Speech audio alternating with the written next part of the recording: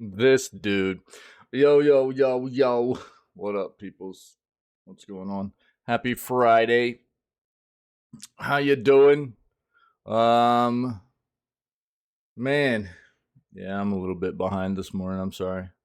Um, hope everybody's doing well. We got but you're finally here because I'm playing a game you want to see. Is that what's going on? That's what's going on with Pinky this morning. You know what I mean? He's like, "Yo, I'm here, dude. You're playing at Stills." I'm just messing with you, dude. Um, we got duh, bro. We got the news for this morning, and then we're gonna play it stills, dude. We're gonna play it stills, yeah. So this is a game Pinky told me about a while back, and we had planned on playing it this Scaretober. We're gonna play it today. It's not supposed to be a very long game, really, but we should probably be able to get it taken care of today. Again, reminder: no live streams tomorrow or Sunday. It steals my attention at work. Perfect, dude. Perfect. How you doing, buddy? So that's kind of the plan for today. And this weekend, I guess. So, I don't know. It's one of those things, dude. We got family stuff going on, and hopefully everybody understands. I don't do this very often, but it does happen from time to time. So, I'm taking this weekend off, and hope everybody has a banger, dude. But we're gonna have a good day today, and let's go ahead and get into it, man. Let's get into this video gaming news segment for today. Let's go.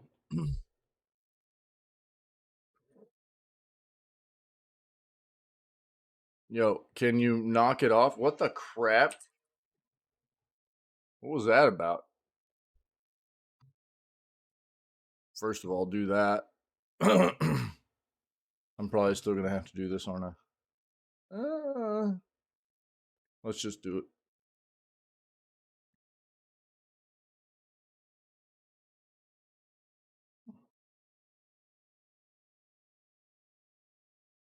Yeah. Yeah. Dude, I really don't think anybody needs to be getting hyped about Mass Effect 5 until um God, I keep wanting to say Dragon's Dogma. That's not it, dude. Dragon's Age. Beowulf. Isn't that the name of it? The next Dragon's Age? It's not Beowulf, it's something Wolf. Till that game comes out, dude, they're not really gonna be working on Mass Effect 5, I don't think, dude. So I think people just need to like chill out, dude. It'll they're not even really like they're like early production, I really think, on Mass Effect 5 right now. So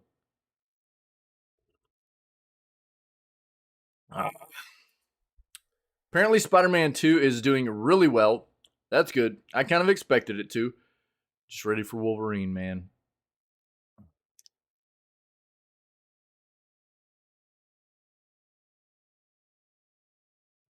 Let's do this.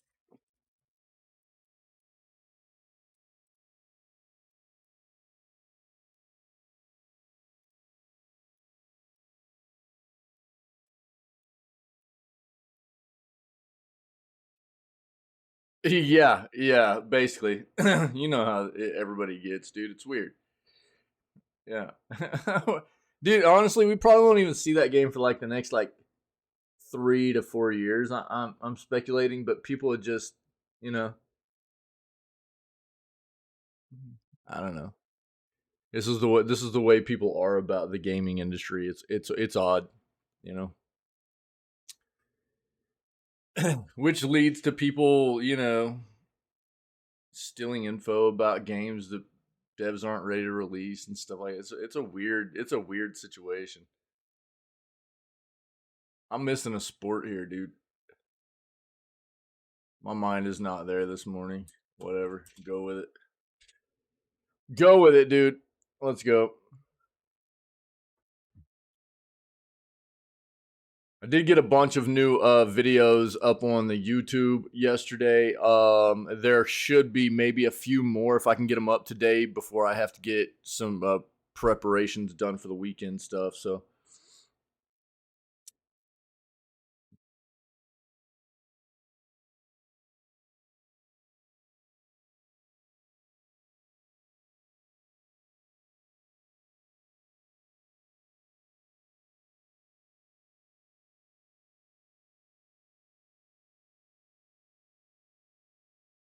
Yeah, we kind of talked about this already. Yeah, yeah. Josh Sawyer would like to make Pillars of Eternity 3, but only if you got a Baldur's Gate 3 sized budget.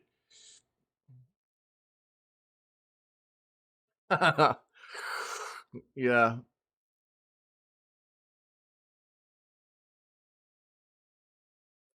I mean, there are certain expectations now. For I think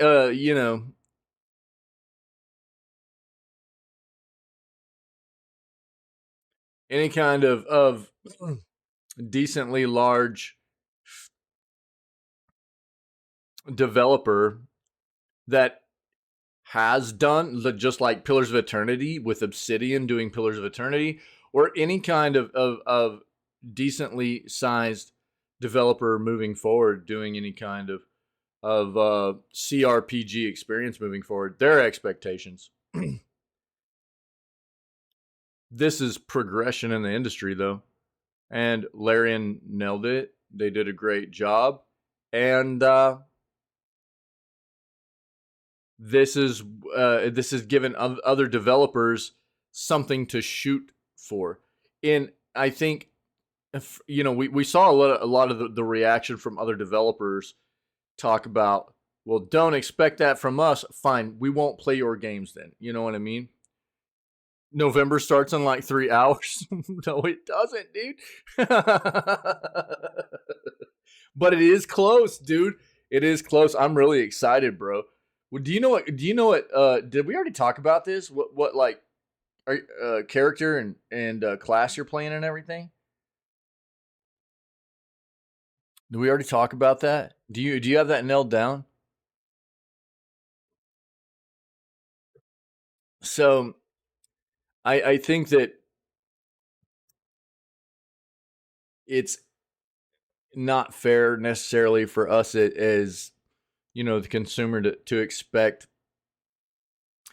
a Baldur's Gate 3 experience from every CRPG moving forward, but Larian definitely showed us what can be done right now in these kinds of experiences, and what other developers should be shooting for and reaching for. The standard has been raised, the bar's been raised, and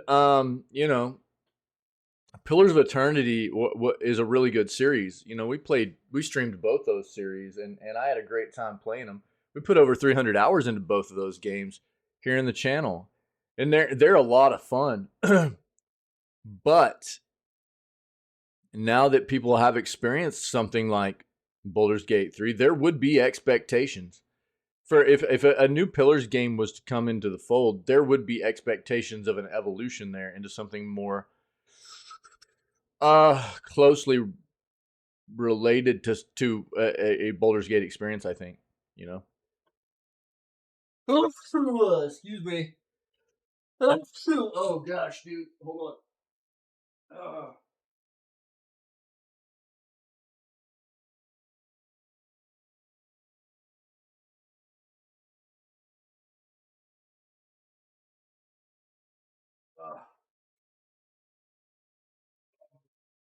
Good night. That came out of nowhere. Oh, sorry. Hey, hey. Man, have an idea what I'll play? Wait, what do you mean? Oh, you have an idea? You're not telling me though? You're not going to tell me? Are you leaving this a secret? Wait, I already told you though. That's not fair. Okay. I like surprises. It's cool. Sorry for the interruption there. Yeah. That sneeze caught me off guard. I didn't have any tissues right here on the desk either. I had to run blow my nose real quick. Um yeah, we've already we heard about this. I think Tenwin was the one that actually brought this to my attention when it first came out, and I don't know if there'll be anything in here we haven't already kind of talked about. Uh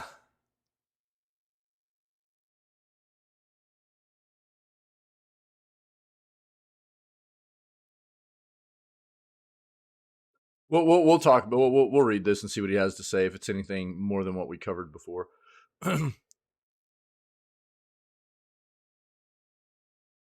Wait, why are you playing a dude?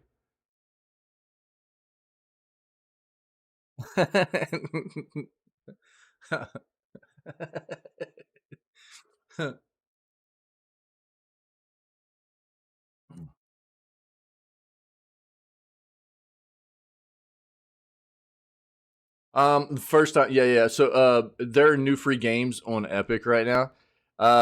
Eternal Threads and the Evil Within, and then next week you get the Evil Within 2 to finish out October. So pretty cool, man. They're giving away two banger Halloween horror games. The Evil Within and the Evil Within 2. We played these during our first Scaretober, and they are really, really good games from Tango. These games really put Tango on the map, and they've just continued to progress ever since. And these are amazing horror games. I highly, highly, highly recommend these games. Um, Not really all that into promoting Epic right now necessarily, as Epic has become very, very gross. But free content, I absolutely will promote, which is what this is. And so get these free games now, and then be prepared to get Tandem, The Tale of Shadows, and The Evil Within 2 next week. Okay, guys?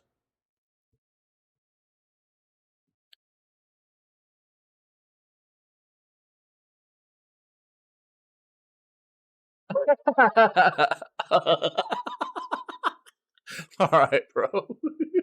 You're funny, dude. Oh, Jesus. All right. Sounds good, dude.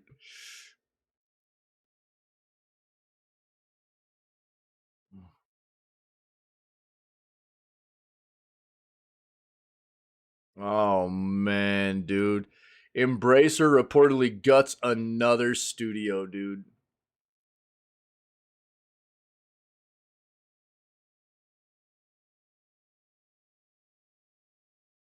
D4 Rogues show Lilith their ass once again with season 2's and new and somehow more revealing cosmetics. Fantastic. I mean, let's be fair. This isn't and shouldn't really be a surprise. It's not like Diablo's the first game ever to have like skimpy cosmetics for characters. Lost Ark was ridiculous. The outfits that the characters would wear in Lost Ark were just risque, you know. So I don't know. It's not like it should be a surprise.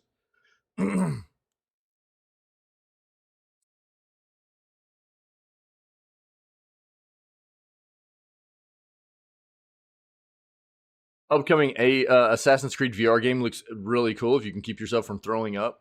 All right.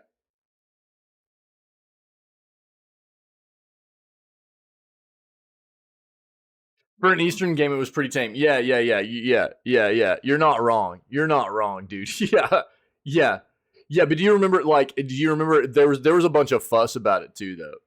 Because it was like, there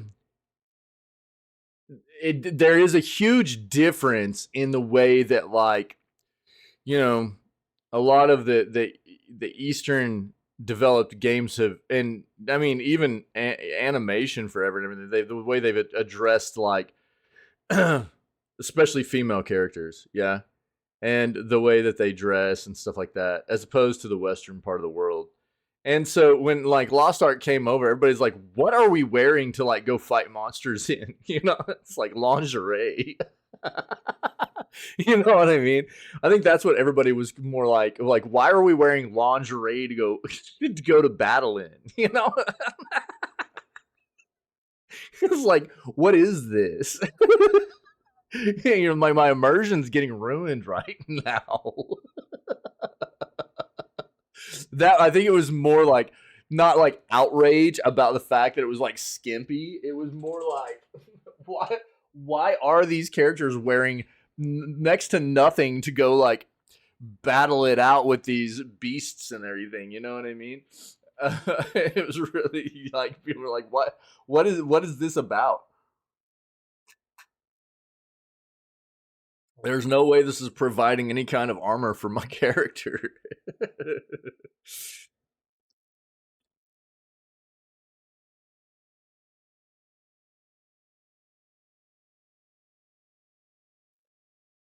Slay the Spire dev releases an awesome and free deck building dance game that nails the beat. What?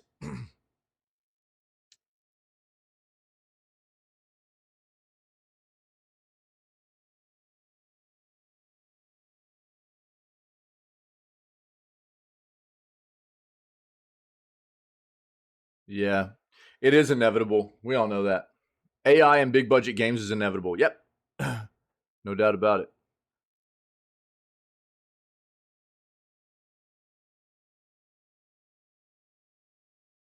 I think it's I mean, you guys know where my stance is on that. Yo, random mode time.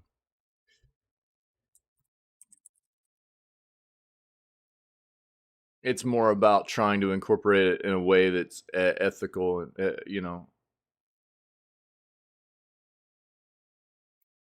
it's about incorporating it in a way that it utilizes like uniquely created assets for each specific project and um but you know the big developers they don't there are a lot of big developers that literally seem like they don't have any kind of morals or ethics, and they're going to do everything they can to get away with using AI and sweeping it under the rug and try to make it make people think that they didn't or whatever, you know. So it's just going to be one of those things we have to deal with moving forward. Unfortunately, one second.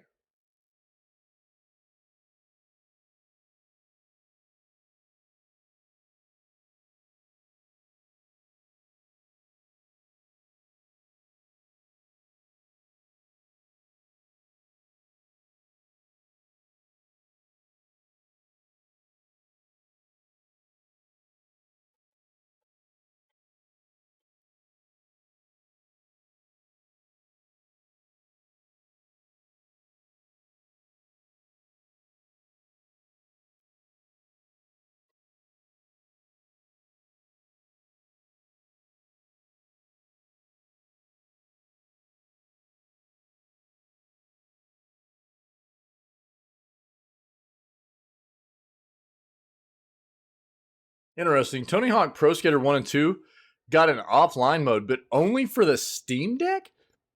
What?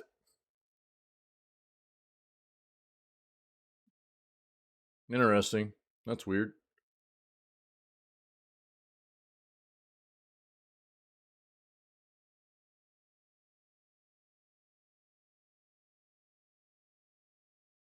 We've already seen the whole like Gargoyles remaster. I'll be honest, I don't like the remastered look of the game. And maybe that has to do with me just being more fond of a lot of those old styled games art style because I grew up with that kind of art style in games. But I don't think it looks as good. I really don't think that the like remastered art style graphic style of the game looks as good as the original. I saw it and was like, nah, I wouldn't even play it like that. I would just play it in the original pixel style, you know. I just didn't like it. That's just me though. Oh, hey dude, yeah, we need to take a look at the summary of the indie horror showcase. Hold on.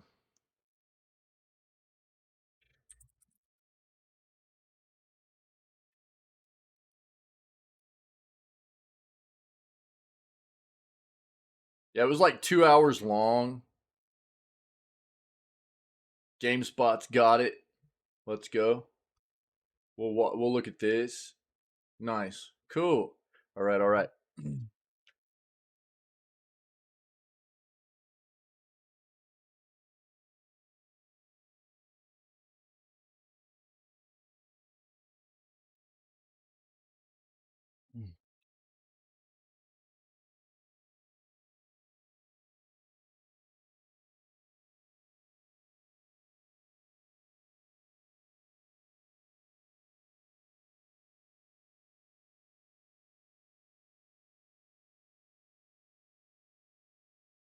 They're upset about having choices of characters to play.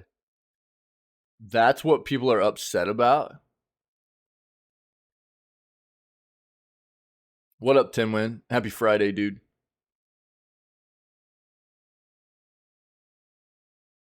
Dude, people will find anything to complain about, won't they? That's weird, dude. That's a weird thing to throw a fit about. What did they want? What did they want instead?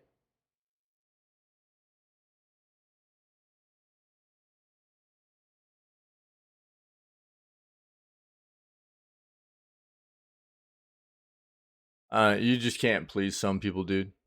I don't know. You know,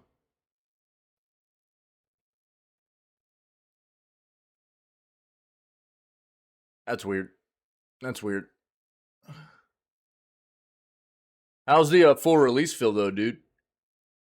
Is it pretty solid?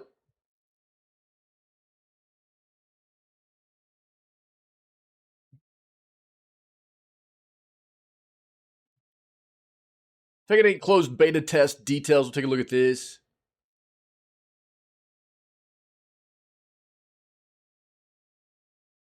Free Doom 3 and 2 more games for Amazon Prime subscribers. Take a peek at this.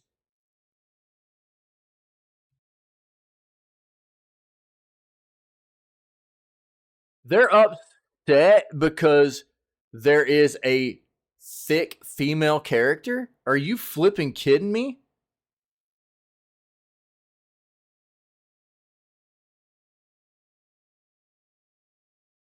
Jesus Christ, dude, the world we live in.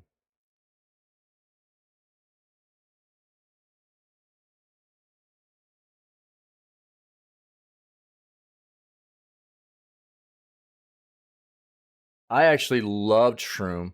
I loved playing Shroom, dude. I thought she was awesome. Yeah. Oh yeah, dude. I totally remember Shroom. She looked like the Plague Doctor. She looked like a Plague Doctor. Yeah, totally remember. I liked Shroom a lot. I thought she was a great character, dude.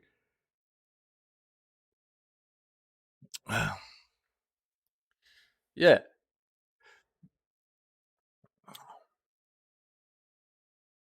God dang, dude. There's so many shallow ass people in the world. It's so gross, dude. It's terrible.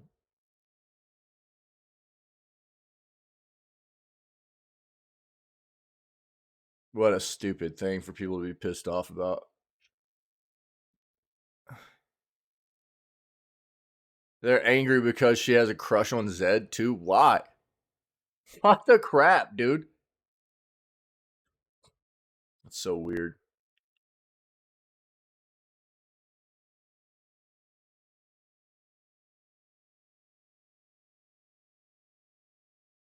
Yeah, we talked about this. We looked at this yesterday. This is sick, dude. There's this dog's name is Peanut Butter, and he's gonna be doing a run in Awesome Games Done Quick coming up in January. It's gonna be sick, dude. We looked at it yesterday in the news segment. It's awesome. Dead Space remake dev finally talks about EA's Iron Man game. We'll take a look at this. I wish EA didn't get to make games.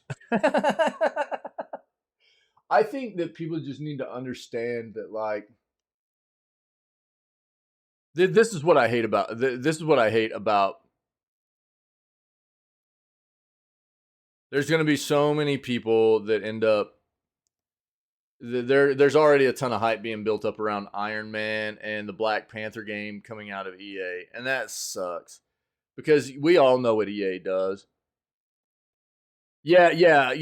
Tinwin, yo, yeah, dude. I don't know, man. Like, I don't understand why people can't just like let people live their best lives, Doug. Yeah, I don't. Oh, it's weird to me that people act like people have a choice behind who they're attracted to and stuff like that. You know what I mean? That's so weird. And so it's like, God forbid there be any kind of like representation for the demographics in the world out, you know what I mean? The different demographics in the world. People throw a fit. I've addressed this stuff so often in this channel and in my videos and stuff because it comes up in gaming quite often, right? As a piece of entertainment. Anytime there's a just like the same thing with what was the most recent one we hit on, like with Alloy, right?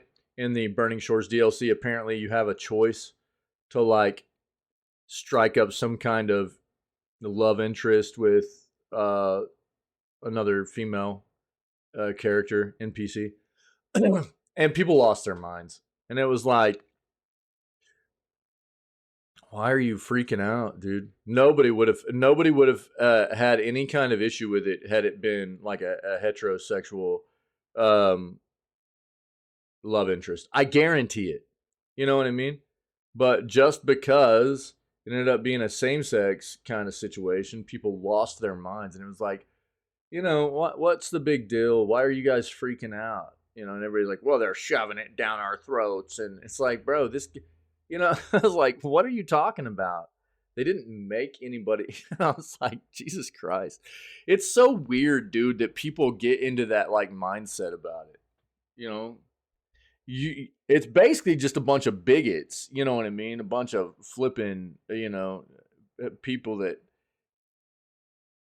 can't stand the fact that other people are different than them, and they want to hate on the fact that it's represented also in the forms of entertainment that they enjoy. It's exactly what it comes down. And what's funny is you get a lot of people go, when you call them out, it's like, what are you throwing a fit about? Why are you so freaked out about this? I don't have anything against people that are gay or, it's like, well, yeah, you do. Sure you do. Otherwise, you wouldn't be throwing a fit about this. You know what I mean? Oh, for real, Pinky? Nice, dude. Let's go, dog. All right. So that should get us like through Act 1, right?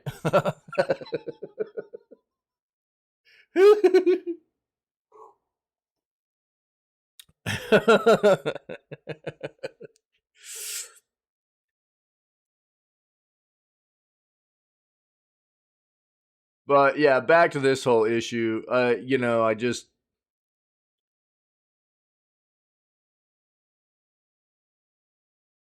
yeah, no worries, dog. We'll figure it out, brother. We'll figure it out. Don't sweat it. Yeah. We'll figure it out, bro. Don't worry, man. So the first 3 weeks, that actually puts us on a pretty solid timeline, actually, dude, because the last week of November is our Thanksgiving here in the U.S., and I'm going to have some time off that week anyways. I don't know exactly what yet, but should be that last week of November, I think, that I'll have some time off. So that'll be okay. There'll probably be time off in that week anyways. So we'll figure it out. All right, bro. All right, Doc. Cool, man. The EA inevitably, will occasionally come out with a decent game here and there. Their umbrella is just too big. There's no way they don't from time to time. It's inevitable that it will happen. But more often than not, their games are mediocre, at best. And I hate to see so many people, get jacked up about a title like Iron Man or Black Panther, and I hate seeing people get hyped up about it because there is a significant chance these games are not going to be fantastic because they're coming out of EA.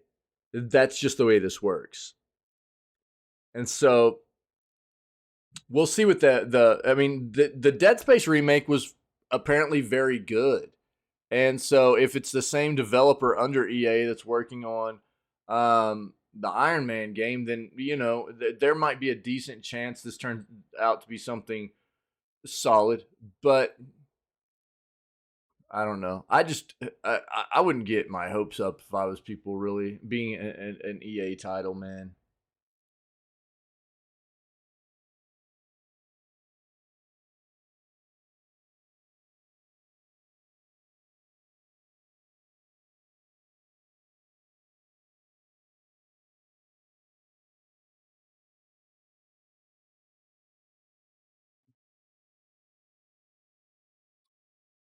Yeah, you're gonna see a lot of this kind of stuff. Deadpool 3, this is not gaming news, but it's delayed due to the strike. There's gonna be a lot of entertainment stuff that gets delayed because of the SAG-AFTRA strikes and stuff. We've talked about it. Hey, yo, um, this is what I'm worried about. Well, I'm not gonna watch this, but Xbox can't fix Blizzard. I think that they'll be better than they were.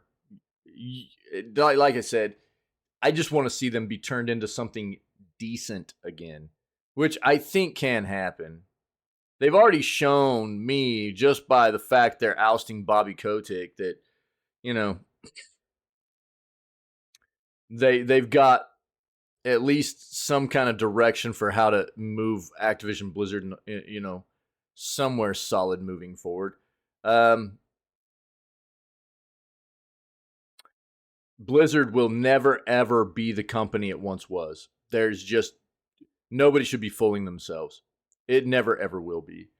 But turning back into something respectable again and decent, I think can happen.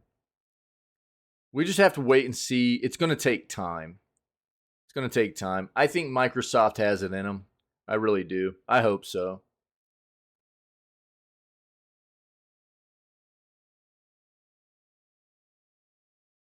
All right, let's look at our other search.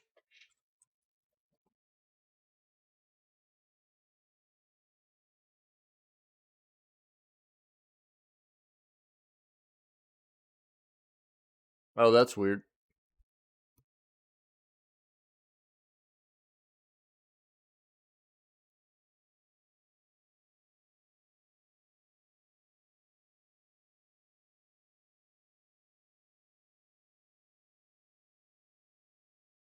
Bruh,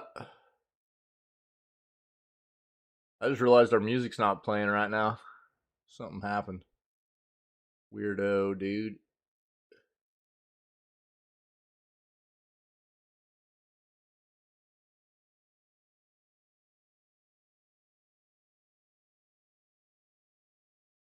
Squeeze me.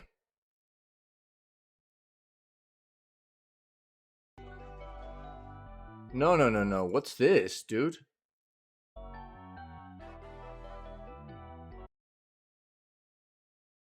That is not correct, man.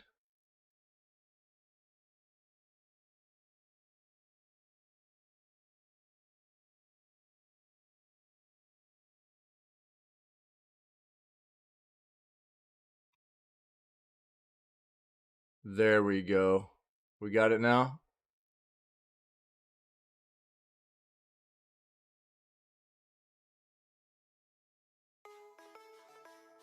Alright, I think we're good. We'll get those tunes going again. My bad. That was weird. Alright, let's get back in it. I'm so ready for BG3, dude.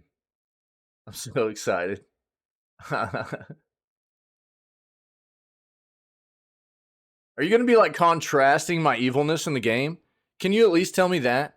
Are we going to be like button heads character wise through this entire playthrough? Is that are you going to do that on purpose, aren't you? I know you too well, dude.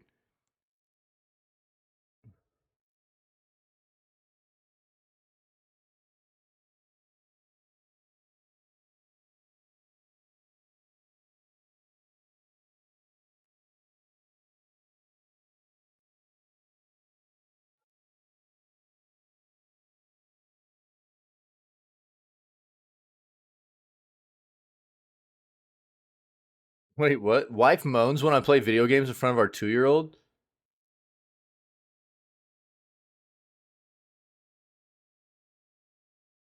That sounds, I mean, not good to do in front of the 2-year-old, but awesome. I'd play video games all the time. I mean, I do already, but Kappa, dude.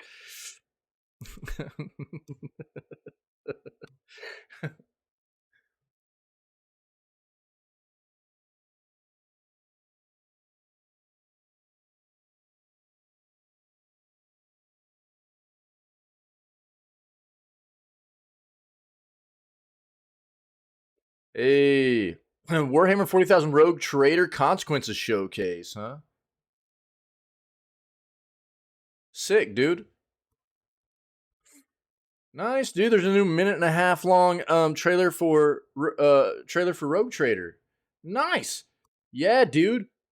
Rogue Trader comes out what, like December 9th or something like that? Timon was just talking to me about it. I'm really interested in Rogue Trader. That game looks dope.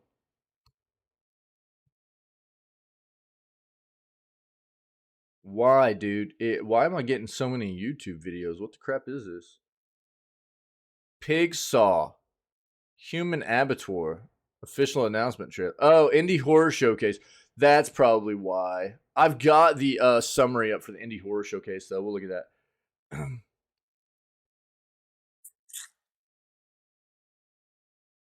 How to get 7 free Nintendo Switch games this month. Okay, we'll take a quick peek. That might be clickbaity.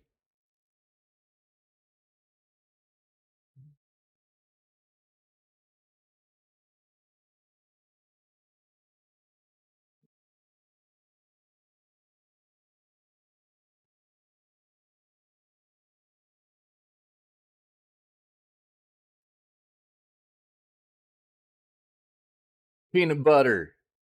The dog is flipping adorable. We talked about that.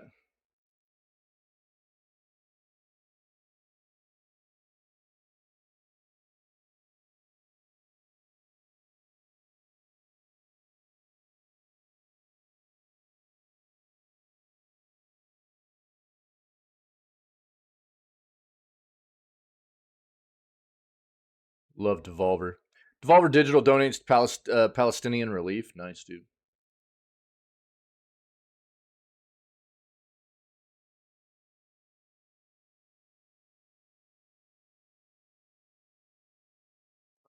Wait, what?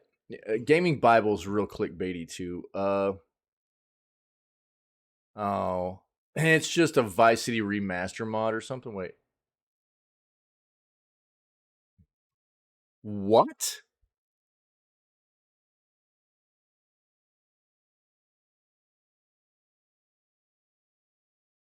Jesus Christ, this looks great. We'll take a quick peek at this.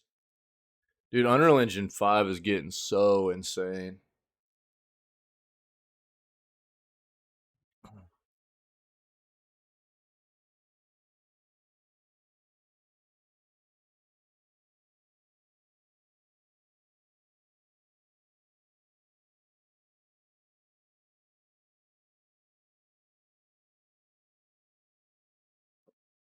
All right, let's stick with this. I think that'll do it.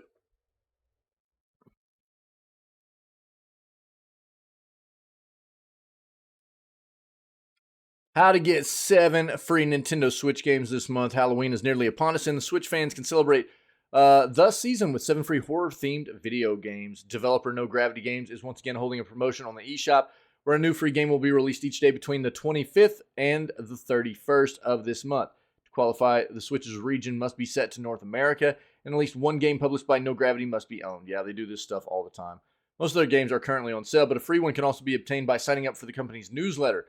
The only other requirement for participants is that each game must be claimed on its specific date. If a day is missed, the next free game cannot be claimed. However, the games will be on sale all week, so if Switch owners do miss one, they can buy back into the promotion by purchasing the game that they missed. The company's official Twitter account and Facebook pages will be updated each day to let fans know which game is being offered. Yeah. No, it's not known what games are going to be offered for the promotion currently. It's about 5 days away. We'll find out soon, I'm sure.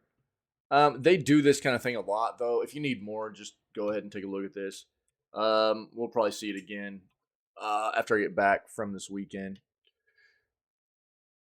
Let's see this. GTA 6 graphics teased in beautiful new showcase.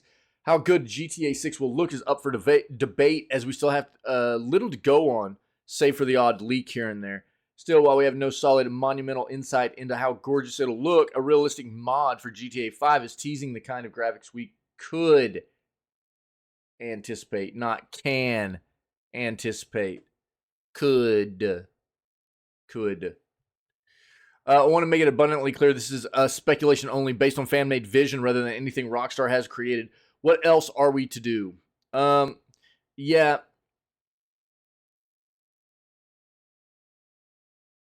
However, this mod combined with the news that GTA 6 will be, quote, light years ahead of Red Dead 2, graphically speaking, is enough to convince me that this is closer to truth than fiction. Especially considering RDR2 fans still think it looks incredible despite being 5 years old. Yeah. Fans who have already watched the beauty of this maxed out GTA 5 mod. Let's turn off the music now, my bad.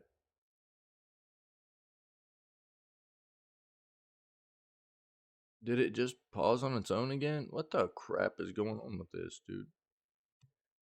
All right, we're good. We're good.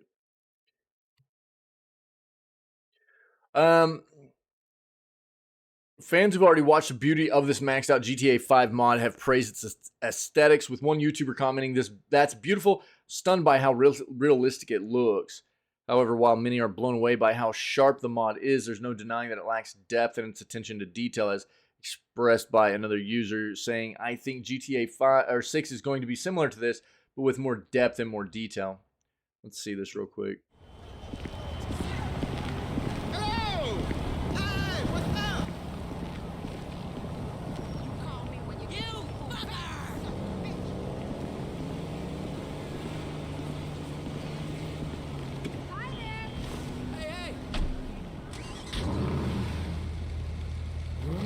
Yo. Just remember, there's always 420 somewhere in the world.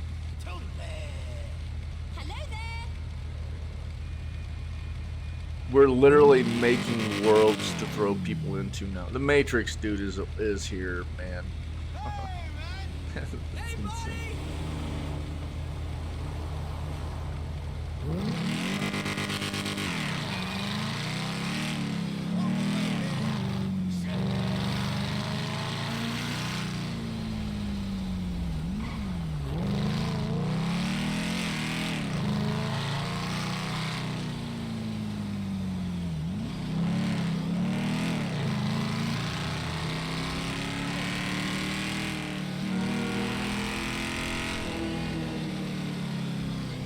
You ran a red light, go straight to jail. You ran another red light, go straight to jail. Man, you got off lucky, homie. Yo, yoink that motorcycle, bro.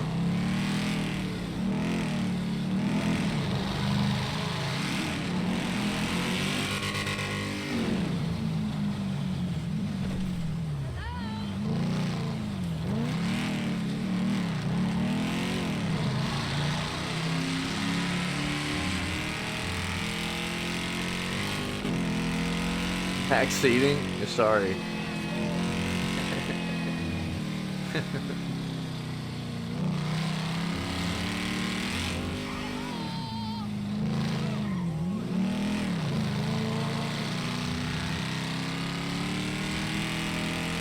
My bad.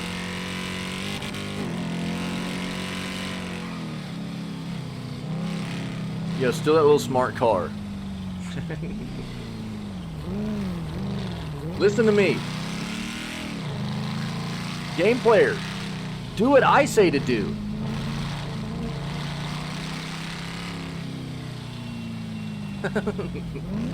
Why are you not doing what I say to do in the game that you're playing? What is this? Damn degenerate.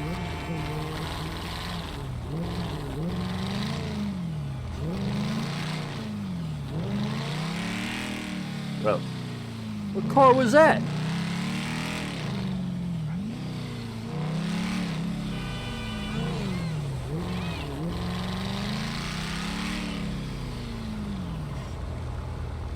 Oh, this is just fan made, dude. This is not like.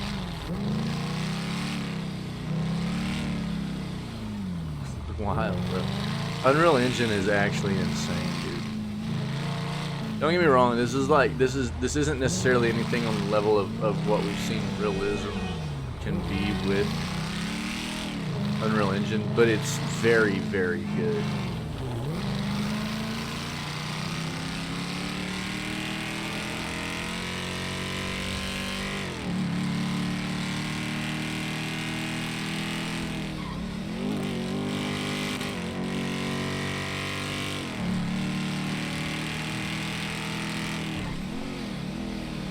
Crazy. Like, I remember back in the day playing like some of the early Gran Turismo games and just being blown away. It was like, oh my god, these games are so cool, they look so great.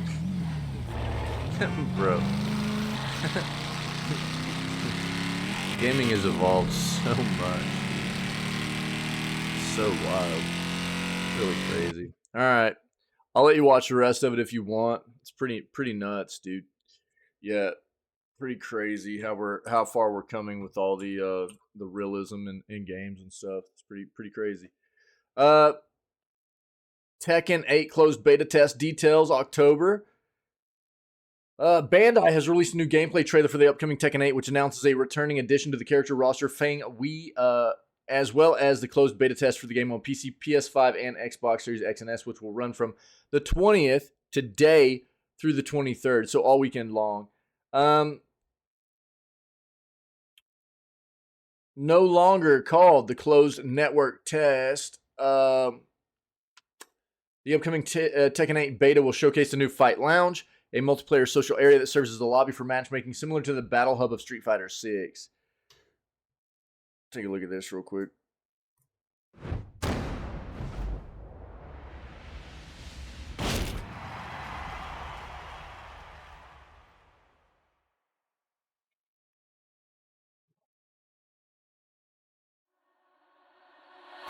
Ready for the next battle. Tekken 8. New challenger.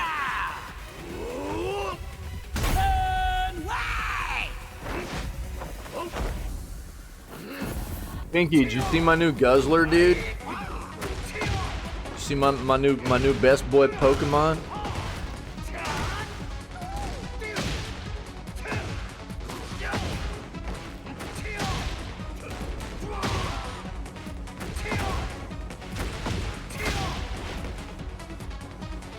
Looks like you're stronger than before. 今日便是雪耻之时。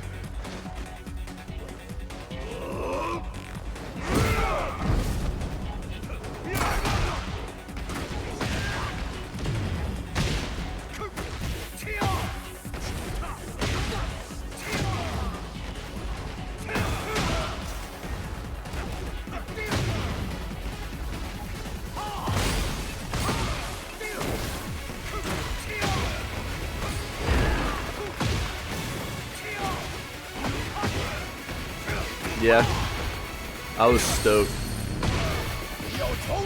Came out all shiny. I was like, oh crap.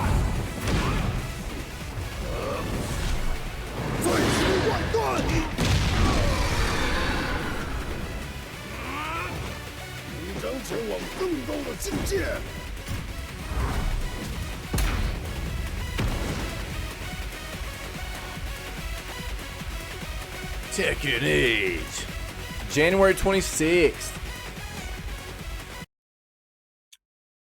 Tekken 8 Fight Lounge will also play host to stores that will let you customize your player avatar with goofy cosmetics as has long been a tradition in Tekken, as well as a beach area that houses triumphant return of the minigame Tekken Ball. First seen in Tekken 3, Tekken Ball is an exceptional use of Tekken's mechanics that sees two fighters use their limbs to play a variation of beach volleyball. Only the ball is very floaty, and your goal is to knock out your opponent with it. The upcoming closed beta test will unfortunately not feature a playable version of Tekken Ball, but its existence is exciting all the same.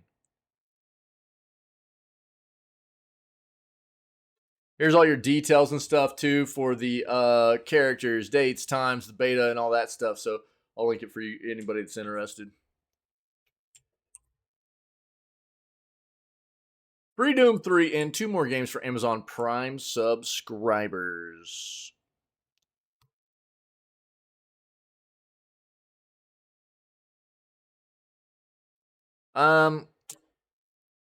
Yeah. So, Amazon's initial announced offerings for October 19th were limited to 2 titles: The Texturcist, the story of Ray Bibia, and Golden Light. But they kind of dropped another title on us here, which is Doom 3. So, if you have Prime Gaming, don't forget to be getting your free games. They released some other ones at the beginning of the month. Grund and Ghostwire Tokyo. Now you'll be able to grab the Texturcist and what was the Golden Light, and they are giving Doom 3 as well. Very cool, man. Here, I'll link this just in case you need any kind of links. Let you know how you can grab that stuff if you have Amazon Prime and Prime Gaming. Dead Space Remake dev finally talks about EA's Iron Man. Again, hopefully they'll do a good job. But we all know that this is EA, and EA be EA-ing all the time. So I don't think anybody should really have high expectations for anything coming out of that company. We'll see what happens. So it's in early pre-production and using UE5. In a rare, long-awaited update on EA's Iron Man game, developer Motive Studio says the hotly anticipated superhero game is still in early pre-production, following in the footsteps of its latest release, the fantastic Dead Space remake. Motive General Manager Patrick Klaus broke the studio's long-standing silence in an update posted today. Klaus says the Dead Space remake was a big milestone for us, and after its successful launch, our focus has switched to the Iron Man project, giving us the opportunity to work and play with another extraordinary property. Still early in pre-production, taking our time to make sure we set the best possible foundation for development, Klaus says, echoing a report from way back in February of this year. But already we're finding so many opportunities to explore story design and gameplay with Iron Man, and it's exciting to see the fantasy start coming alive. Even this early in the process, we've put in place a community council made up of Iron Man and Marvel fans. As with Dead Space, they'll be offering feedback on pretty much everything throughout the development process. Meanwhile, we've chosen Unreal Engine 5 as our game engine in order to empower the dev team to work their magic and create something really special.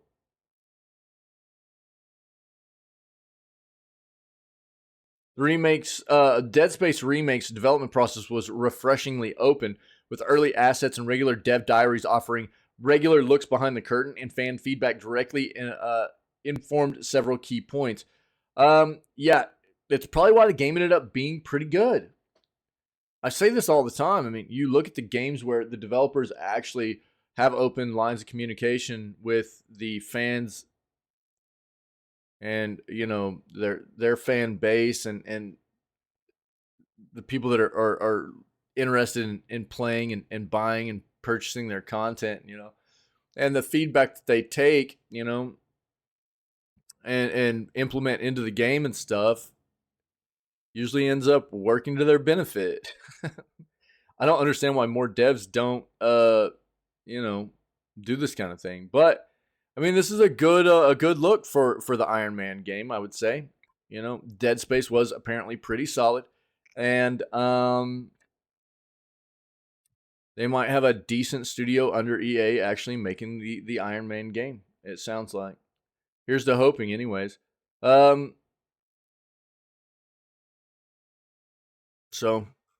time will tell. Time will tell. As we continue to move forward, it's still very early, but we'll get something on that front as we continue to move forward through its development process for sure. Look at this new Rogue Trader we wish trailer. To demonstrate how every choice you make affects the game's story. While exploring, you will be met with a great number of hard decisions. Do you try to save the population of a dying world, or burn it all with the intent of containing heresy? Will you attempt to bargain with the enemies of humankind for forbidden power? And what are your priorities? Acquisition of personal resources or servitude to the Emperor? All these decisions will affect the whole subsector, attracting the uncomfortable attention of Inquisitor Calcazar, who is currently overseeing the Coronis Expanse. Depending on your previous actions and answers during the interrogation, the outcomes of this conversation will change dramatically. Your responses may even set you on a specific path, unlocking a unique game ending. It's not only Calcazar who is tracking your every step. The Coronis Expanse is rich with enemies, allies, and everything in between. So think carefully about your choices, and be prepared to face their consequences. Interesting. Game looks dope. I would like to play it.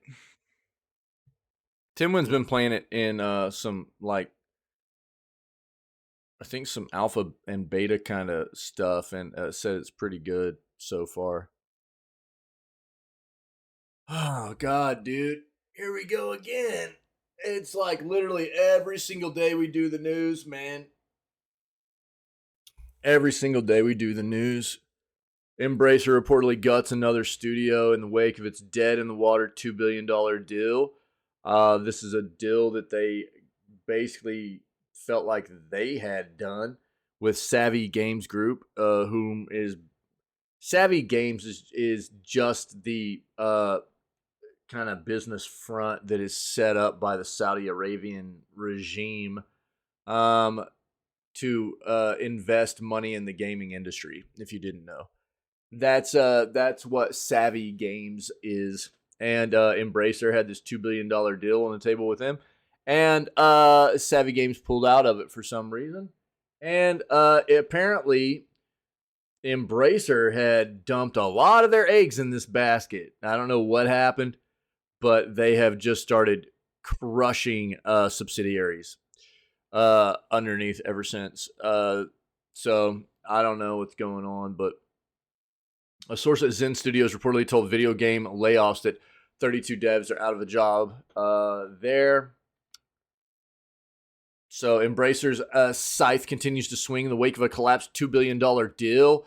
And the latest victim reportedly is Zen Studios. According to video game layoffs, one of its sources at the Hungarian studio told it that 32 staffers at the Pinball FX studio were laid off last Friday. Acquired by Embracer subsidiary Saber Interactive in 2020, these reports would make Zen the latest in a long line of layoffs across Embracer's many studios. This year alone has seen 26 staff lose their jobs at Baldur's Gate Enhanced Edition company Beamdog, and the wholesale closure of Saints Row maker Volition. Yep, a studio with 30 years of history behind it. More likely to come if the company's foreboding talk of a comprehensive restructuring earlier in the year is to be believed. Embracer's panicked bloodletting was sparked by the collapse of a lucrative deal with a firm reported to be the Saudi Arabian Savvy Games Group, but it's not the only corporation doing a bit of backlash and burn this year. Among many others, Elite Dangerous studio Frontier Developments announced a raft of layoffs just this week. Paradox laid off workers at Harebrained Schemes before parting ways with the company entirely. We read about that yesterday. CD Projekt Red announced a cut of roughly 9% of its staff last July.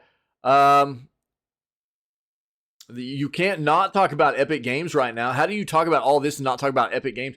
Epic Games just laid off 16% of their workforce, which was roughly 850 people. They've been crushing Mediatonic, which is a company they own, which develops Fall Guys. They've been ruining Rocket League with different implementations. They fired even more people from the company Bandcamp that they bought roughly a year and a half ago before they sold it off just a few days ago. Epic's just horrible. I mean, I don't know how they didn't put Epic off in this as well. There's been a lot of terrible stuff going on right now. If there's a glimmer of hope to be had, it's that the CDPR layoffs were at least followed by the formation of the Polish Game Dev Workers Union, which is open to devs across Poland and which believes that mass layoffs are a danger to the game dev industry. Yeah. A GI.biz reporter reached out to Embracer for comment on this story, received a fairly boilerplate response. The company doesn't comment on specific studios, though it did reiterate that its restructuring program involves the closing of studios. Reached out to Zen Studios as well as Embracer, and I'll update this piece if I extract any more blood from that stone. Right. Yeah, we had no other choice. Yeah. Yeah. We didn't have any other choice. Not enough people bought cosmetics. And, CEOs, cost a lot of money. Yeah, dude. Yeah. It's the same thing all the time. It's gross to watch, man. Can't stop, won't stop, dude. Telling you that, dude, that article by Mike Drucker that we read a couple weeks ago, and I put him on YouTube, was so good. It was just a huge parody and troll of the stupid default statement you get out of these companies every time they do something like this. It was so flipping good. It was so good. I loved reading it, man. Diablo 4 rogues show Lilith their ass once again with Season 2's new and somehow more revealing cosmetics. Diablo 4 is getting more revealing by the season. It happened again. Diablo 4 Season 2 brought a bunch of highly requested changes to the action RPG and also some new shorts for rogues, which are somehow even more revealing than their last pair.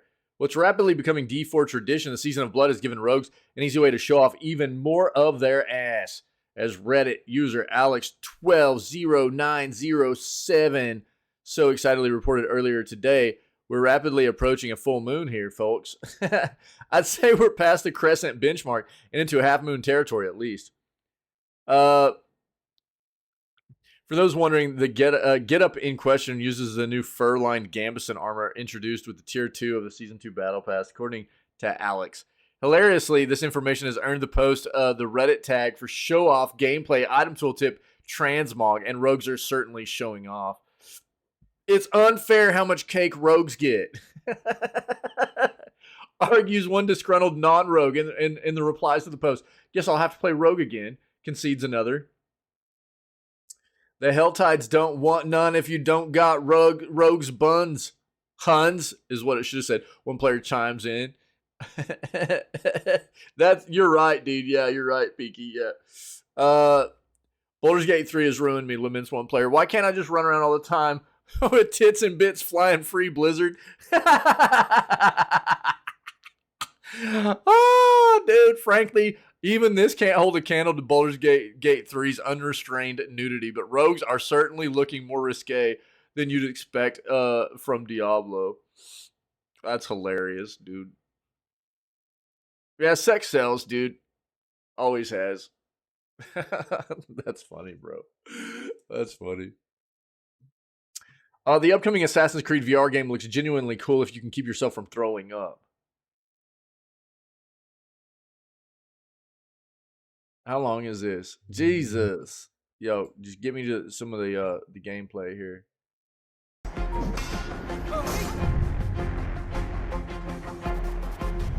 Parkour is obviously one of the iconic AC actions that we think players are going to be really excited to do in Nexus. Running across the rooftops in large open urban areas is something that really is so fundamental to the brand that I didn't feel like we could compromise on it. So the team has done some amazing technical wizardry to allow the player to basically approach all these maps from 360 degrees. If you can see it, you can climb it, you can parkour it. So from Venice to Greece to Boston and even new areas like Newport for Connor, they're all what we call open map environments. The player can traverse on the ground, scale the walls, climb the rooftops. VR allows you to perceive depth in the environment beyond, when you play on a TV screen, on a normal screen. This is really defining for Assassin's Creed and the way you can look at the environment it's not like a finished product, see all obstacles and and buildings and basically everything you can I don't think this see game's too far away, you actually. think you and can it grab on, doesn't you look can in great. game. So it's really intuitive as well and organic. When you look at the world in Looks Nexus, you see super dated, basically dude. handholds, 90-degree surfaces that you can grab. So you're actually using your hands, you're pulling yourself up the side of the building. There's flinging, so you can actually throw yourself up sideways, even backwards, like across a street, which is really cool to do. You There's see all the sort of rope? feet-to-feet jumps All the where you're rope is landing just and you like keep going. Then there's feet-to-grab jumps, so you Poly, jump, dude. you have to grab mantle what? and keep going. Or there's these swing bars. You're sprinting, you're parkouring, you jump, you grab the swing bar, you do this.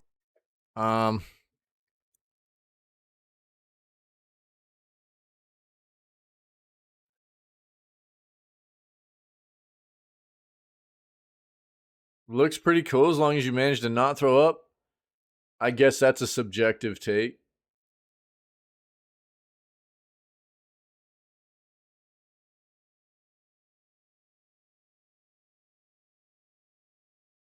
Oh, dude, it released already. That's literally what the game looks like?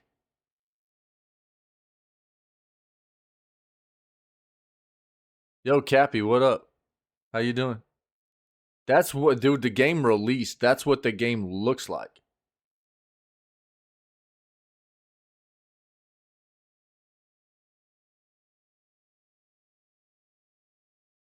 Okay. Yeah, I don't know. I'll let you take a look at it if you want. I'm not real impressed there, to be fair. I think this looks more like a promotional kind of thing for Ubi and Assassin's Creed. I'm not impressed, really. Sorry, it's not there for me. I don't know. How you doing, Cappy? Happy Friday, friendo. What's up? Slay the Spire Dev releases an awesome and free deck building dance game that nails the beat. This has no right to be so fun. What is this? Megacrit has released a new auto battler card game called Dancing Duelist. The game is available for free on itch.io. You got a link right here. I'll link this for you guys. Features a cast of different characters, all with their own decks, who you level up between dance-offs with new cards and abilities. Way better than it has any right to be. Yeah, Assassin's Creed dealing with a constant earthquake. Yeah, basically. Don't get me wrong. This comes from a 3-week game jam, and so the core is there, but there's a little wider structure, and I ran into one or two minor glitches over several run-throughs. This is a proof of concept as you'll play, featuring 10 characters with unique deck styles, range of power-ups you apply as you progress through the dance-offs, and the delicious trick of letting you get overpowered as heck.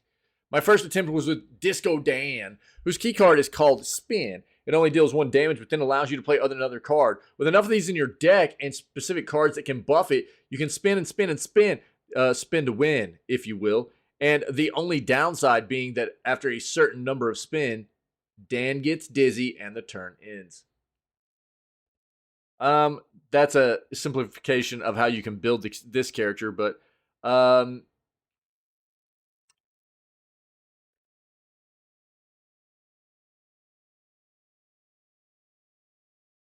Dancing Duelist has its origins in the recent and disastrous controversy over Unity's pricing structure. Megacrit has been making its next game in Unity, but following the announcement of the changes, released the following statement in September. Megacrit team has been hard at work these past 2+ years on a new game, but unlike Slay the Spire, the engine we have been developing it in is Unity. Despite the immense amount of time and effort our team has already poured into development on our new title, we'll be migrating to a new engine unless the changes are completely reverted and TOS protections are put in place. We have never made a public statement before. This is how badly you flipped up. Yowza, and Dancing Duelist is Megacrit experimenting with the alternatives. Coming from a 3-week game jam in the Godot engine. In fact, Megacrit announces alongside this release that Godot is our new official engine of choice. Nice, dude. Sick. Good for Megacrit. And Godot, dude. That's a big deal. Yeah. Very cool. Very cool. Yo, here's a link to this. Free on itch.io, dude. Really neat. Sounds good. Yeah, well, we've kind of talked about this a little bit. Tinwin hooked us up with a bit of a tweet about this a while back.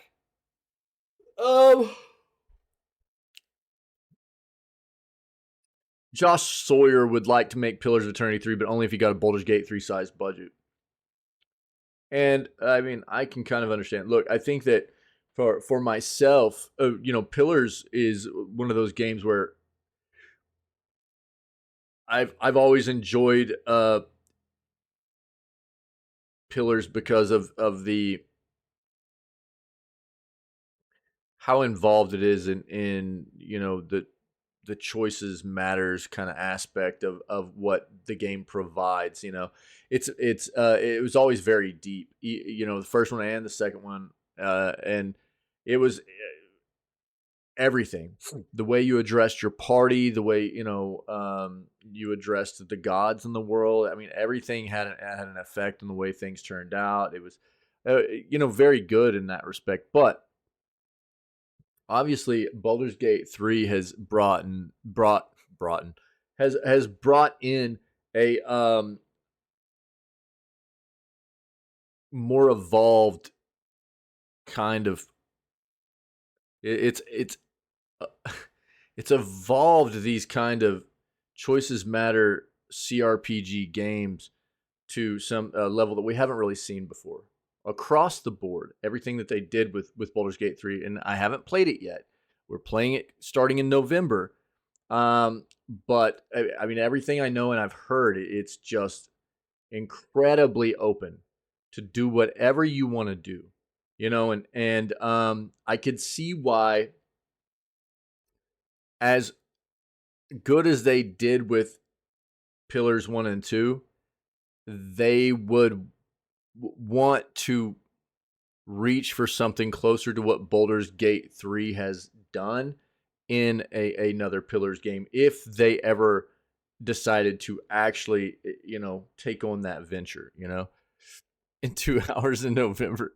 Yeah. And so, I don't know. It's,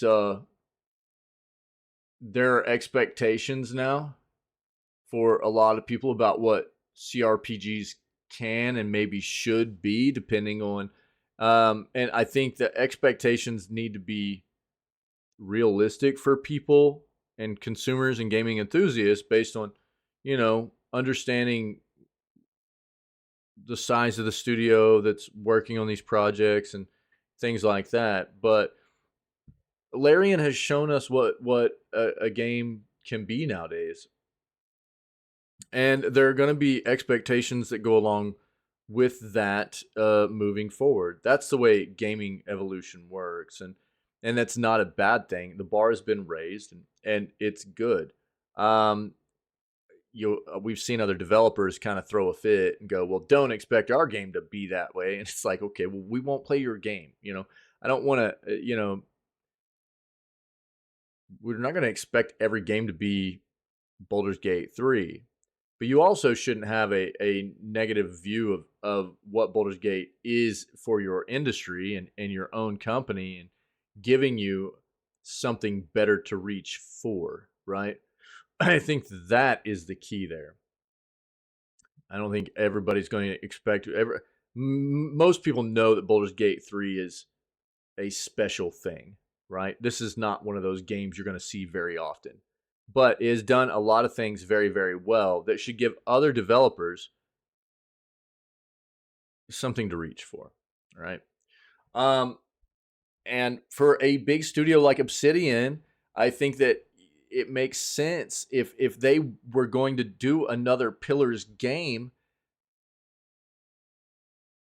they wouldn't want to do it on anything less than the scale of something like close to what Baldur's Gate 3 had, as far as time and resources, capital, to make sure they do it right and get something solid pushed out there. They know that there's a big fan base behind this IP, and there would be expectations for a game like Pillars to evolve into something closer to Baldur's Gate, I think. I recently got around to playing Pentiment, and while I won't spoil the experience for anyone, I will say, wow, holy cow. As I stare off pensively into the distance, After contemplating the nature of existence for a few days, my main takeaway was that Obsidian should just give Josh Sawyer a few $1 million every 5 years or so. Tell him to come back when he's done. But what would Sawyer do if he actually found himself in that position? Or more specifically, the position of having as many $1 million and as much time as he wanted.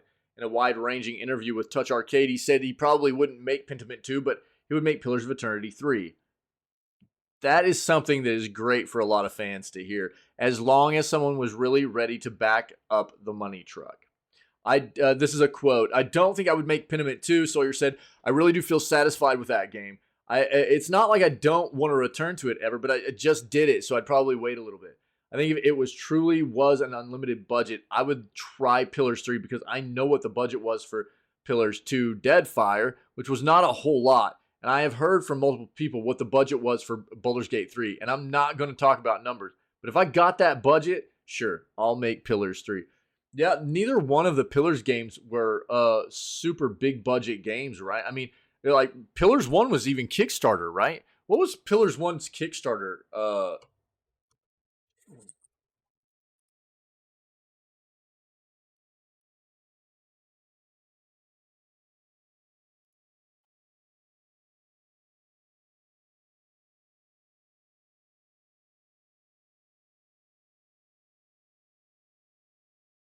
Let's see this.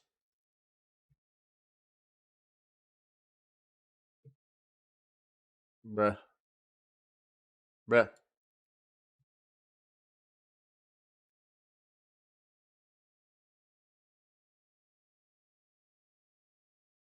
Yeah, crowdfunding campaign on Kickstarter in September of 2012, $4 million. $4 million, Pillars of Eternity 1.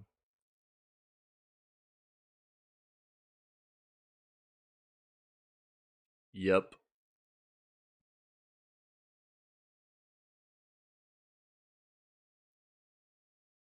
This game is amazing too. Very, very deep. Great, great game, dude. Fantastic, right? I mean, through and through. I mean, I've got it. The ending of this game is on our channels. You can go take a look at my entire, kind of summary review. The only thing I didn't like about the Pillars games was the pathing of your characters in this game is so bad. They always take the dumbest routes to get places, like in the middle of a fight or whatever. It's like the longest route to get anywhere. It's like, why did you go all the way around that way? You're like 3 steps away if you just would have gone this way. The pathing was always terrible. But outside of that, these games were flipping awesome. And I mean, through and through, music, writing, the gameplay experience as a whole is just incredible. Cool games, man. And this just goes to show, like, they did Pillars 1 on, and Pillars 1, you have to understand, like, because this was a Kickstarter, like a crowdfunded game at 4 million, there's a ton of text in this game. I was losing my voice by the time we were 300 hours in and we were finishing the game. I was losing my voice because I read everything. I read flipping everything streaming this game. And because there was like no voice acting hardly at all for it. Luckily, with Pillars of Eternity 2 Deadfire, they got a bunch of voice acting in, and made it a little bit cooler to play on stream because I didn't have to read so much. But just another banger, you know what I mean? And I can only imagine what Sawyer and Obsidian would get done with that kind of budget for Pillars 3, And I think that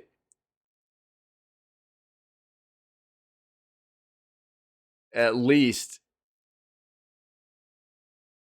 what? What? Why? Why though?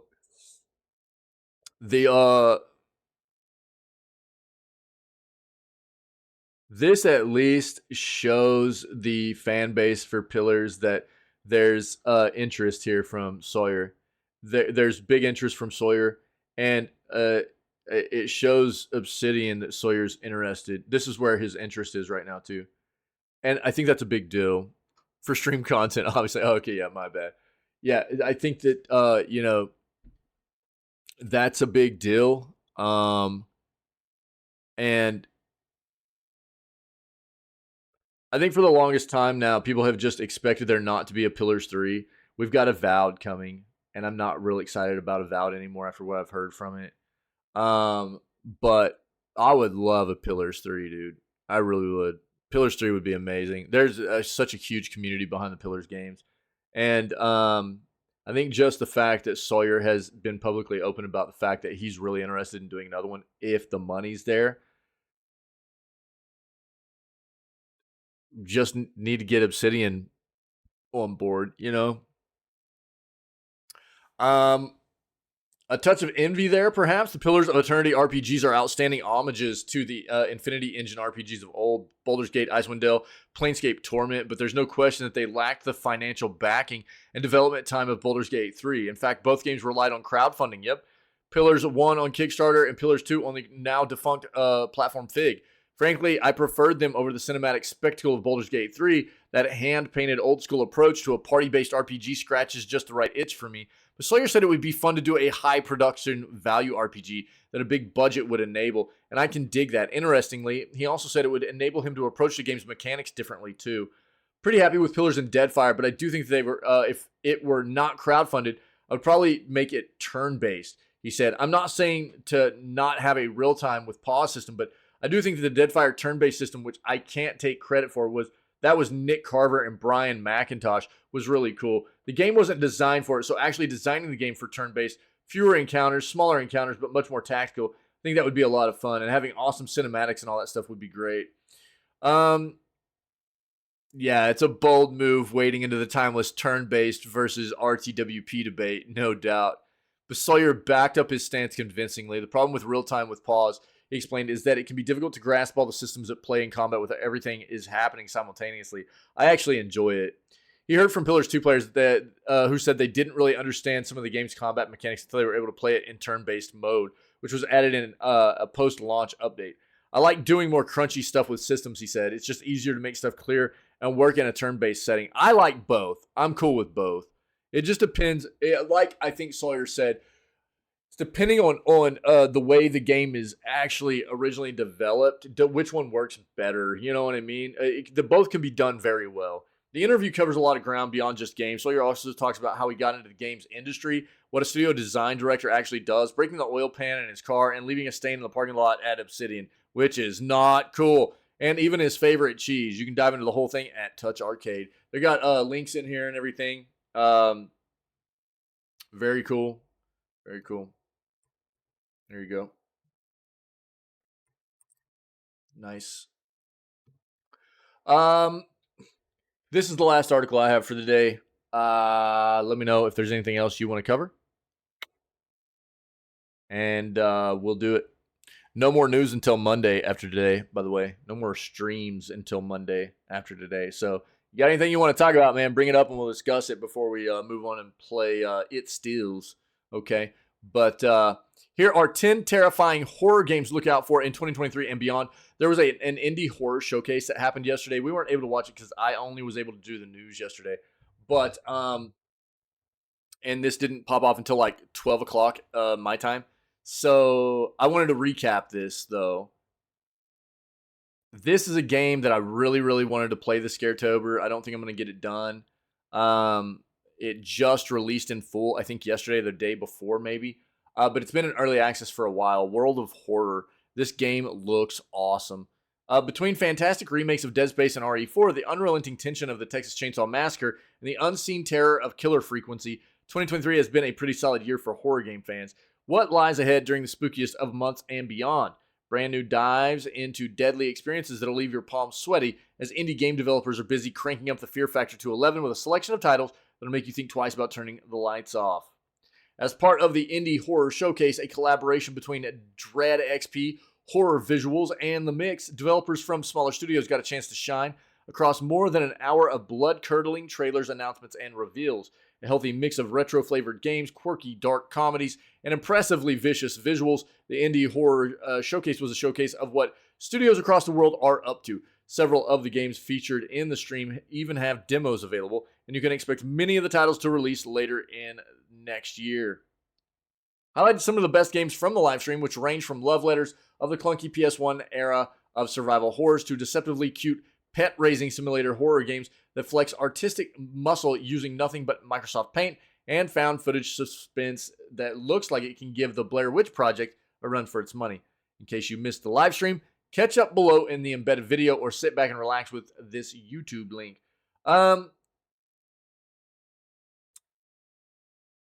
Creep Show.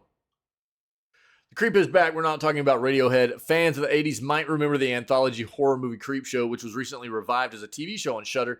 Now the IP is taking a stab at video game adaptation. While details are slim, what we do know is that the spooky experts at Dread XP will be handling development on this title. Like its source material, the Creep Show game will feature multiple self-contained horror stories spread across different gameplay types and genres. Sorry, we're closed.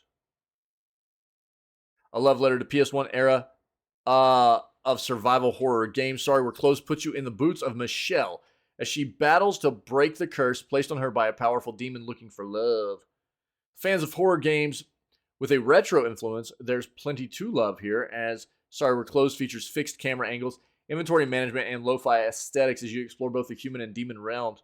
Michelle isn't defenseless against the demons that she'll encounter when she's in their world, as she can slip between dimensions using the power of her third eye. Use it properly and you'll pinpoint weak spots that can be broken with her axe or pistol.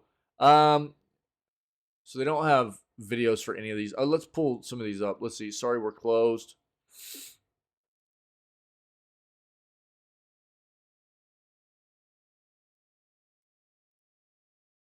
Yeah, let's take a look at this.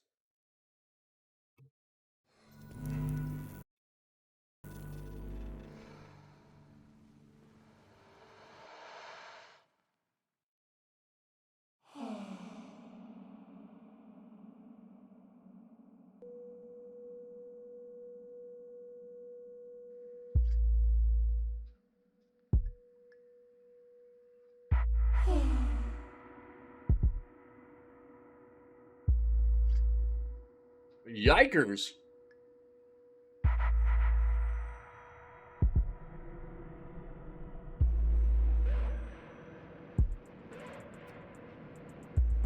That's sick, dude. I like that.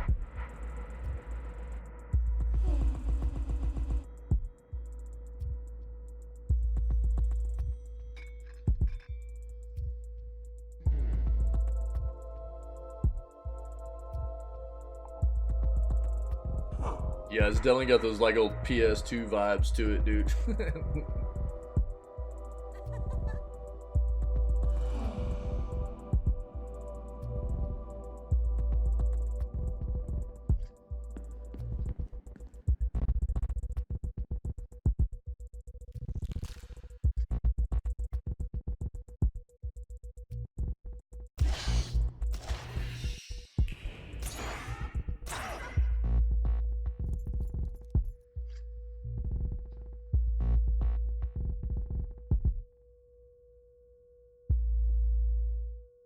Interesting.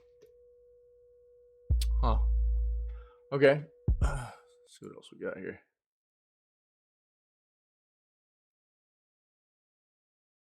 Janet de Mornay is a slumlord and a witch. What? Australian horror normally mixes in some dark humor between its more gruesome content, and in Janet de Mornay is a slumlord, you'll find a game that puts its own unique spin on horror comedy set in an inner Sydney terrace house. JDM is a first-person and story-driven horror game with puzzles revolving around some of the strange tenets that de Mornay has to deal with in a queer share house. Developer Fuzzy Ghost says that the game pulls inspiration from 80s classics Beetlejuice and Poltergeist, mixes them in with the true terror of Real Housewives of Sydney, and legal loopholes for landlords. What is this?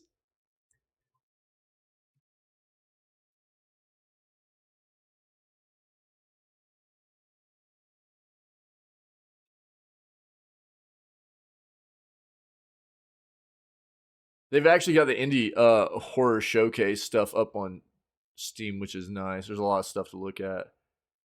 Is it not on here? Interesting.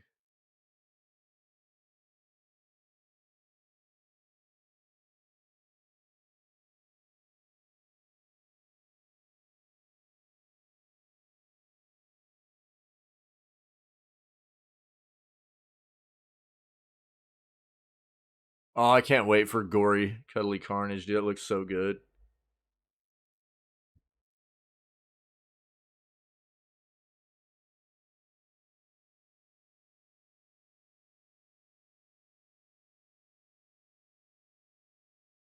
Oh, we got so many horror games to look at, dude.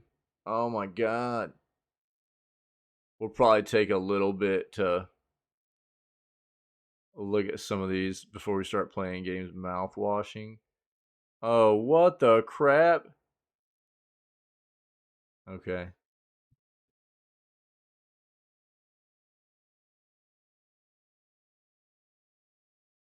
Plastomorphosis. Welcome to Modern City, the self-proclaimed safest metropolis around, or would it be? Or it would be if the city didn't have an infestation of bloodthirsty mannequins and chainsaw-wielding killers running loose. Inspired by classic games of a bygone era, Plastomorphosis is a third-person survival horror game with fixed camera angles and retro-style graphics. As a new resident in Modern City, you'll need to solve various puzzles, stay a step ahead of killers on the streets, and survive a series of events in this twisted reality. If you're interested, a demo is available on PC via Steam. Oh, World of Horror's next. So I'll just show you that. Plastomorphosis was right down here, I think. Yeah, right here. Let's look at this real quick. I'm waiting for you. Cornface, yo, thanks. Super corny.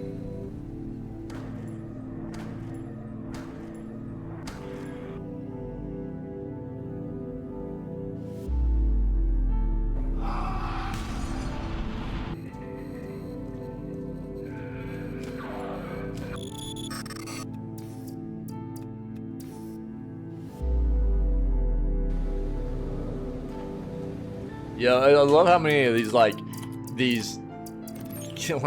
retro style games. It's such a popular thing now, you know.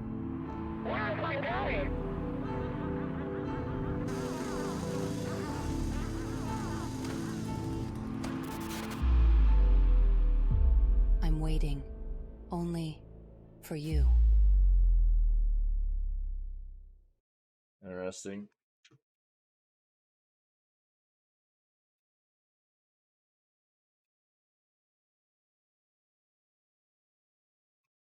We might look at some more of these. Bills and taxes. Jeez. I don't know if I could handle that one. World of Horror, dude. This game looks so dope. I really wanted to play it this Scaretober, but we're not going to have time for it. Inspired by the disturbing works of manga legend Junji Ito, World of Horror is fresh out of Steam, early access, and ready to raise some terror. Described as a one-bit love letter to Ito and the works of H.P. Lovecraft, this horror RPG takes players to the town of Shiokawa. Takes them with surviving with surviving a cruel gauntlet of battles and challenges against the machinations of the old gods. You'll have to navigate a monochrome reality that has been drawn entirely in Microsoft Paint that is slowly unraveling, uncover disturbing clues, and solve puzzles across multiple randomized mysteries if you can survive long enough. Let's look at this one. Looks very, very good. Where's that? Right here.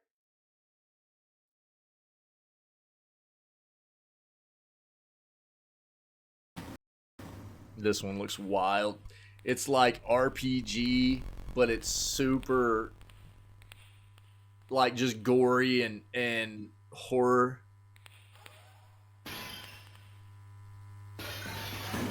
And the battles are actually like turn-based, old school RPG turn-based kind of stuff.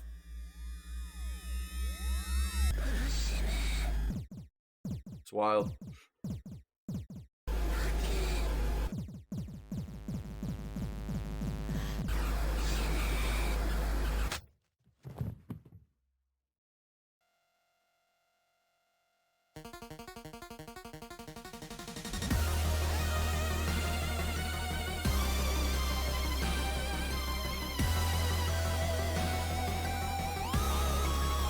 Yeah.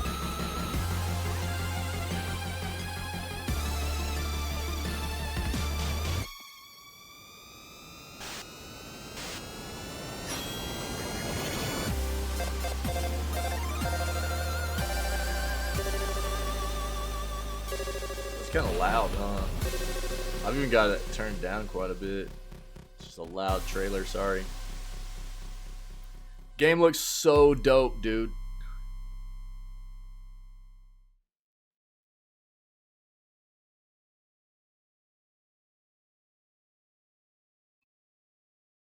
Teleforum. Teleforum, out yesterday, is a found footage style horror game that explores the unknown and darker side of media. After journalist Walter Martins commits suicide during the broadcast of the Teleforum TV program, turn up to his residence to interview his widow and uncover the truth about his shocking death in a game that is designed to look like it was ripped straight from a VHS tape. As a reporter, you'll need to explore uncomfortable questions without sending Martin's wife over the edge. Well, as the cameraman recording this interview, you'll explore the surroundings to get to the bottom of the mystery. Teleforum, huh? Let's see this. Right there.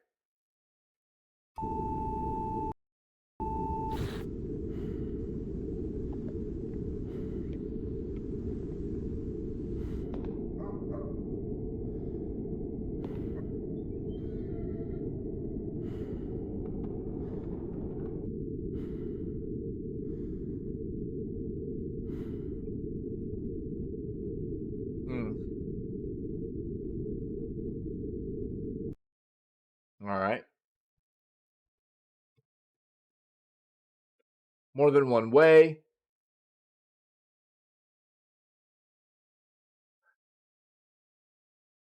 First-person game, you'll explore dark streets and abandoned buildings, uncover the secrets, and face your fears. Encounter a variety of characters, each with their own stories and secrets that they'll work to keep hidden at any cost. A little bit of cunning and intuition, you can survive lethal interactions and uncover a complex web of relationships in this dark tale.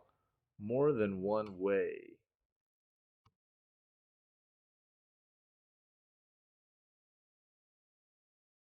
Where'd it go, dude? Stop it. No. What the crap, dude? Okay, man. Steam just went all bonkers on me.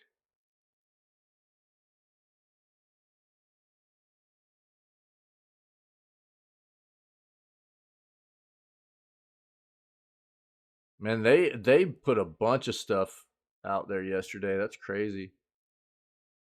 I could just look it up, I guess. I figured it would be right down here, though. If it's even on here. Let's see if I can pull it up.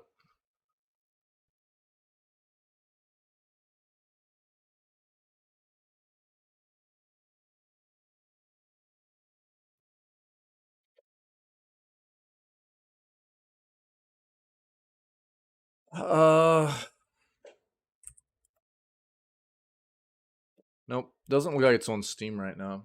Okay. It'll be in their showcase, though. If you go back and watch the showcase, it'll be there. Repose. Repose uses its monochromatic art direction to create striking designs in a world of sci-fi horror. Mix of traditional CRPG mechanics, nice puzzles, and detailed environments.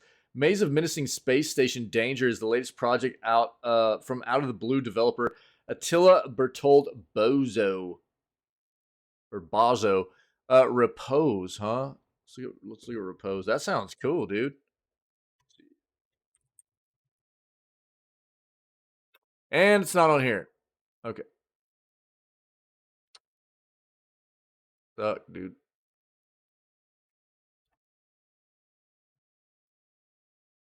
Lum's game.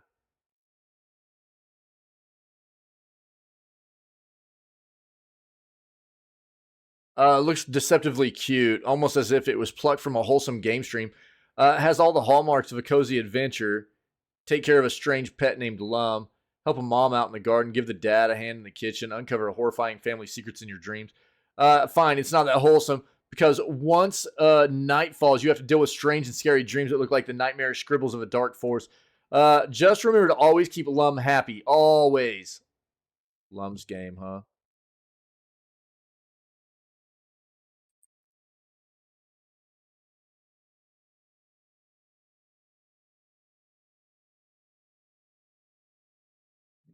There it is.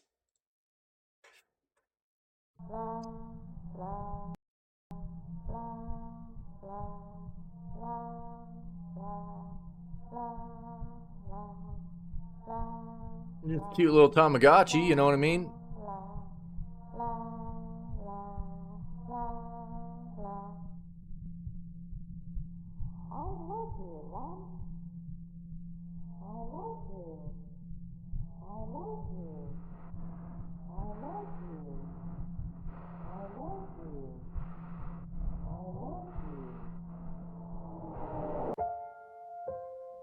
Interesting. That's weird. Steam and itch.io. Huh. Alright. We got one more here. Tamarindo's freaking dinner. Dinner, excuse me. Dinner. Now for something completely different to sink your teeth into. Tamarindo's freaking dinner. A 90s horror sitcom that looks like Rocko's Modern Life if it were directed by Tim Burton is set in a strange mansion.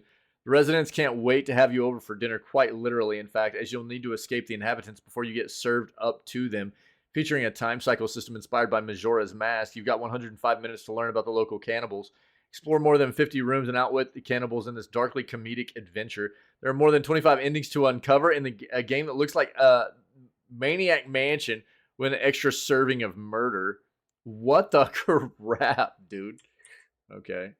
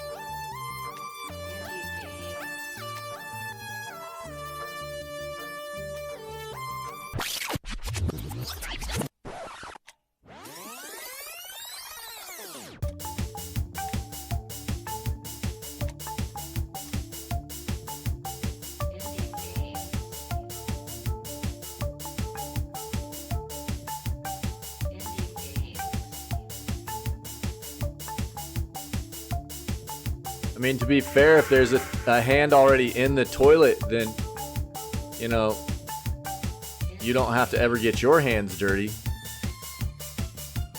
Just saying.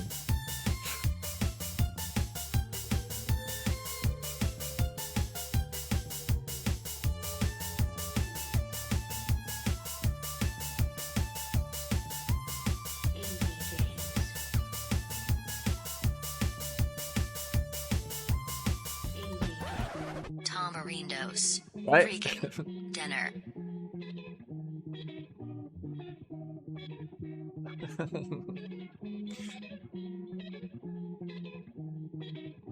Okay, that's weird, man. That's very weird.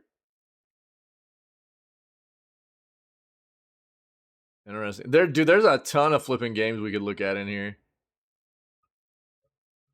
They got announced, apparently. Lots of stuff.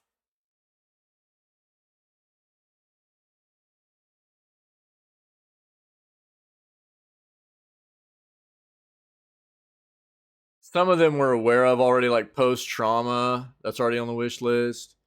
Obviously, Cultic, because there's new stuff coming for Cultic.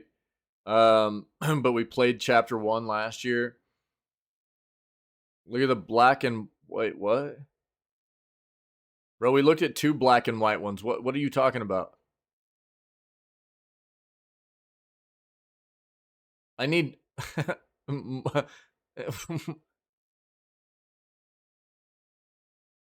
Still who? Yeah.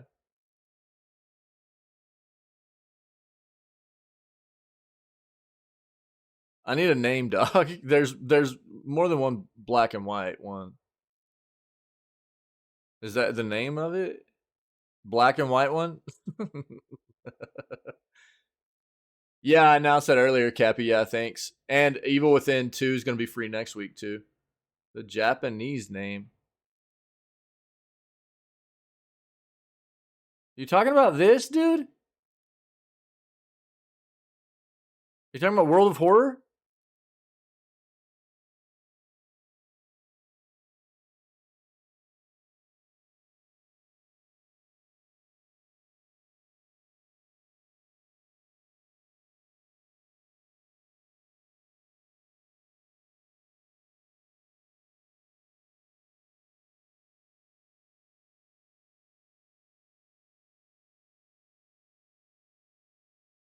Well, we just watched this.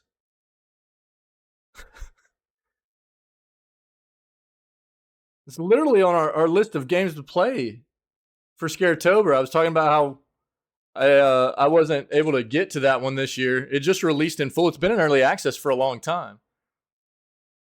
It's been in early access for a long time. It just released in full like a day or two ago, though. But we already watched it. We just watched it. Yeah.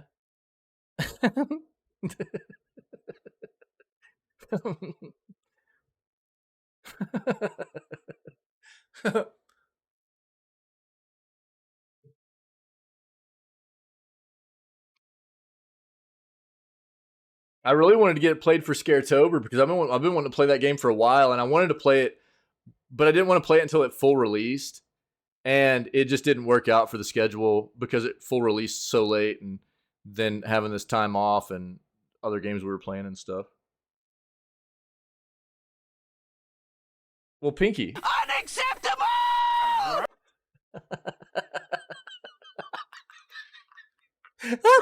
Cappy, bro.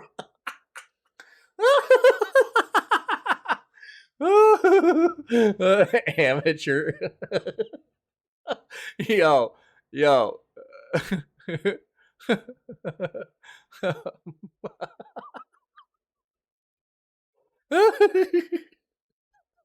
It's so funny, dude.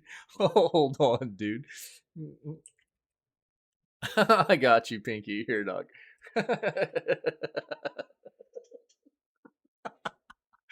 Oh, bro. That's why I didn't know what you were talking about. You've been hanging out the whole time, and I just thought that you knew that I'd already looked at it, dog.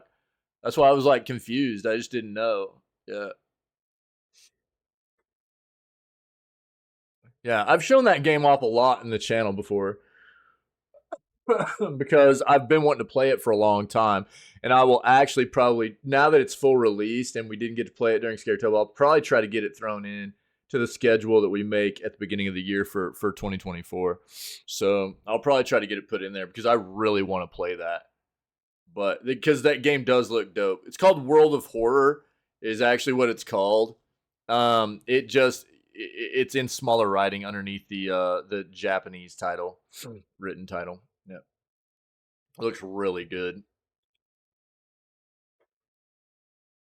All right, man. That's the jam. That's the news. Appreciate you guys. We're going to go play It Steals. See if we get anything else in today. Depends on how long it takes. I might need to bounce a little bit. It just depends how long it takes to get that done. I got a couple of other small games we could maybe fit in. We'll just see how it goes. So again, no weekend content, man. What is going on with the music, dog? I'm flip. Is it okay? Weird, dude. There, try that out. No.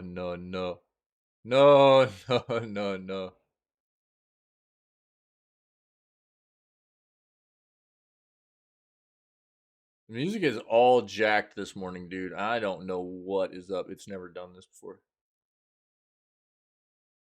Okay, there we go. Are we gonna be good now? You gonna be good? All right, maybe. Cool.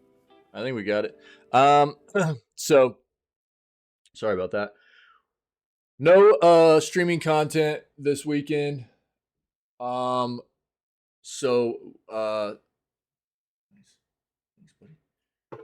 So I hope everybody has a great weekend, but just trying to keep reminding everybody that this is a kind of an abnormal thing. Usually we're live 6 days a week, and this is one of those weird kind of deals where I take some I'm taking some time to do some family stuff, which doesn't normally happen, but hopefully everybody understands. We'll be back at it on Monday, so but if anybody's been able to come hang out with us today, that's not normally part of what we do here, not familiar with what we do, this is the way we stream normally 6 days a week.